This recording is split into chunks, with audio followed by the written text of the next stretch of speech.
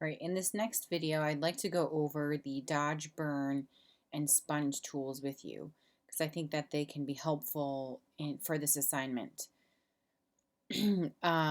Your dodge, burn, and your sponge tools are located right above the type tool, dodge, burn, sponge. Your dodge tool will lighten an area, your burn tool will darken, and your sponge will saturate or desaturate. The problem with these tools is that, they're once applied, um, there's no like reversal unless you open up your history and go back in time or controls the move that you made.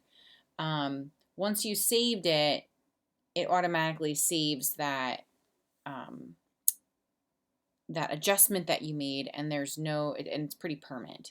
So my suggestion would be, if you're going to use any three of these tools, have it be one of like the last little things that you do to your image, and always make sure you have like a duplicate of that. So I would work in your changed copy or create another duplicate copy and call it dodge, burn, sponge if you decide to use any of them, right? So that this way you have it in that copy right there. So what I'm going to do is, in fact, that doesn't even make sense, but I mean, we could figure out if like you're really completely concerned, but I've never had an issue with this. So your dodge tool will lighten an area. So you have your range, which is your shadows, your midtones, and your highlights. So depending on where you want to lighten the area, it will enhance it further. So if you go onto shadows, it will just lighten shadow areas, middle valued areas, and then lighter valued areas. So I'm going to go in maybe like a mid-tone area, like maybe like Leonardo DiCaprio's hand, right? And I can go in and just lighten it ever so slightly, right? And then I can go back and kind of check to make sure that looks like a pretty good change in appearance. The burn tool will darken an area. So let's say that I wanted to make this little blue area back here of this image just slightly darker. Again, you can play around with the exposure. So right now, the reason it lightens Leonardo DiCaprio's hand so much is because the exposure was high, and so is my exposure for my burn tool. And I have it on shadows. Maybe I'll place it on a mid-tone, since this is like a mid-tone. And if I go into it, you can see that it's going to darken that area. So the more that you apply, the darker it will get, right? So I made both of those adjustments on this one layer. So if you see I turn it on and off, you can see those changes being made. Like I said, do this later on as an additional enhancement. Don't do it earlier on, because if you want to go back and change it, you can't. Anyway, so the last one that you could, oh, because I was going to say that you could really use like your selection tools to select the area and adjust that area as needed, and then that would be something that would be a little bit less permanent of a tool. Your sponge tool. So your sponge tool will saturate or desaturate an area. I actually use this tool a lot. I'm trying to think for like what.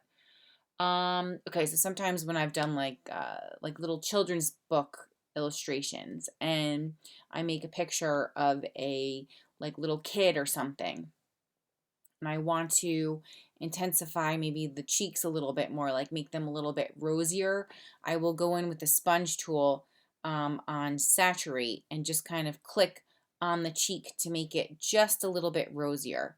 I've also cheated and done this in like photographs, like family photographs, when people ask me to clean up a picture, make like cheeks a little bit rosier, or I don't know, enhance something about the image. So the sponge tool also has a mode. It has saturate and desaturate, and the flow you can change would be like the exposure, right? The intensity of it. So if I wanted to maybe make her cheeks a little bit, you can see just even one hit and it made it just that ever so slightly rosier. So you don't want to overuse these tools, because the more that I click, the more exaggerated that looks. Right now it looks like she's got a sunburn on her face. So you would use these tools, in subtle ways. Now, as far as a change in the picture, I feel like that would be a really that would be a hard change. Like, like, oh, look, her cheeks are rosier, right? That would be one of those that we're like questioning, like, So if you're gonna use that tool, I would use it more to, like, okay, really saturate one area, right? So I'm really clicking on this one area of this dress and saturating it, and you can kind of see the difference in that color. And then desaturate will take all of that color out of an object. So let's say I wanted to make this drink back here grayscale. I can keep going over it until it becomes completely, in fact, I should be zooming in and looking at this, right, until it becomes completely gray, right?